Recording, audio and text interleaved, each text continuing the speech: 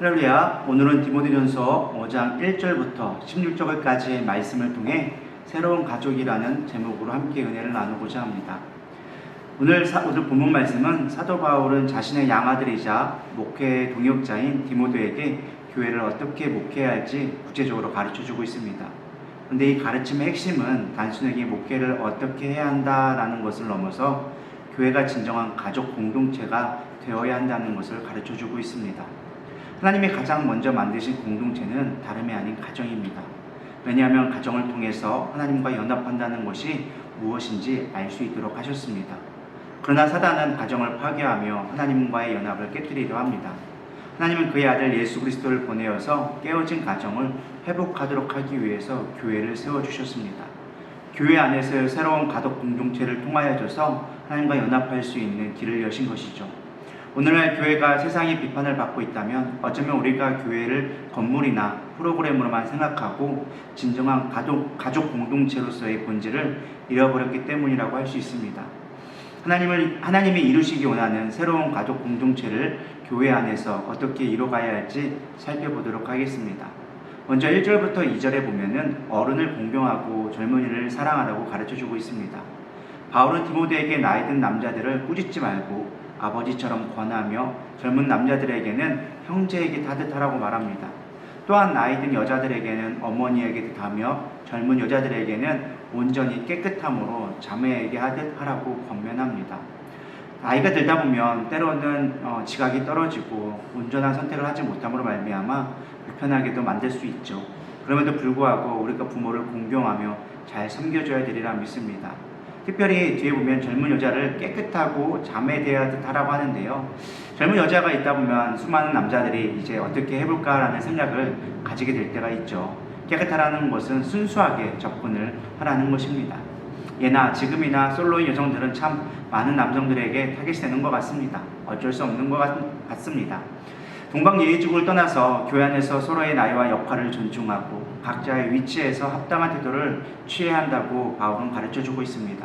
어른에게는 공경심을, 젊은이에게는 사랑과 배려를 보여줄 때 교회는 진정한 가족의 따뜻함을 느낄 수 있게 되어지는 것이죠.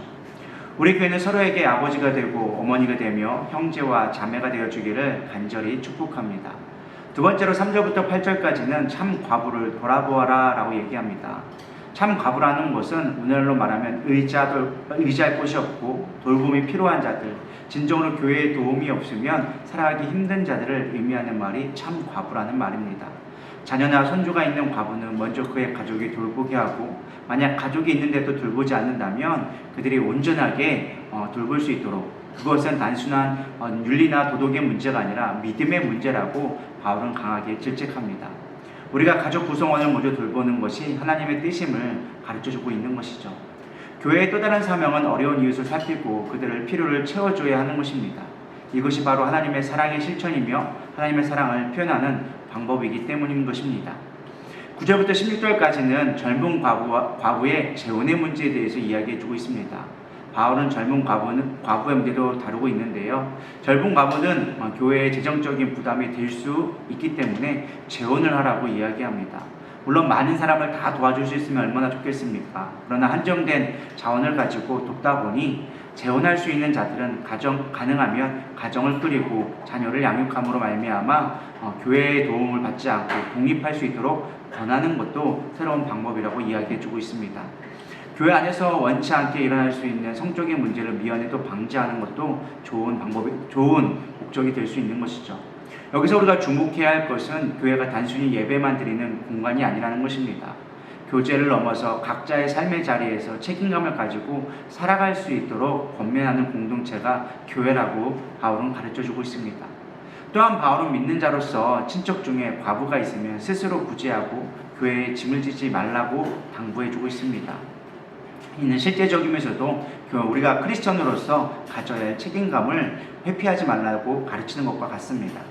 이는 우리의 책임과 역할이 먼저 가족에게 있음을 다시 한번 강조하는 부분이죠. 오늘 본문을 정리해 보려고 합니다.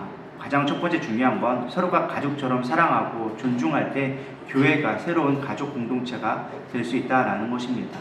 두 번째는 주변의 어려운 이웃들을 돌아볼 수 있는 교회가 되어줘야 한다는 것이죠. 특별히 참과부처럼 오늘날 실제적인 도움이 필요한 사람들이 있다면 우리는 외면하지 않고 사랑으로 섬기며 도와줘야 되리라 믿습니다.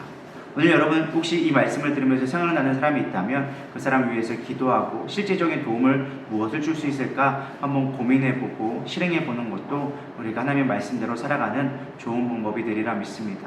그리고 세 번째는 각자의 삶의 자리에서 책임감을 다하는 교회가 되어줘야 한다라는 것입니다. 그냥 교회에게 맡기고 누군가 하겠지가 아니라 우리가 교회로서 서로에게 관심을 가져주고 서로가 원하는 기준선에서 우리가 온전히 도와주는 것들이 필요하게 되리라 믿습니다.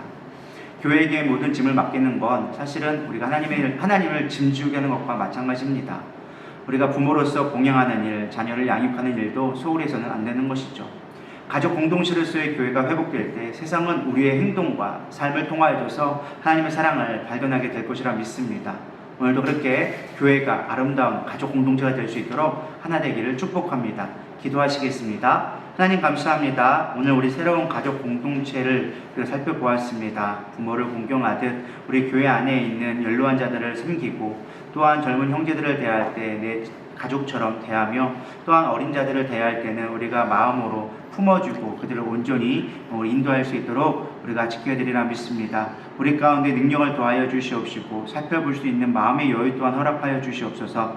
늘 주님과 함께하며 우리가 아름다운 주님의 가족 공동체로 세워갈 수 있도록 도와주시옵소서. 감사하며 살아계신 예수님의 이름으로 기도드렸사옵나이다. 아멘.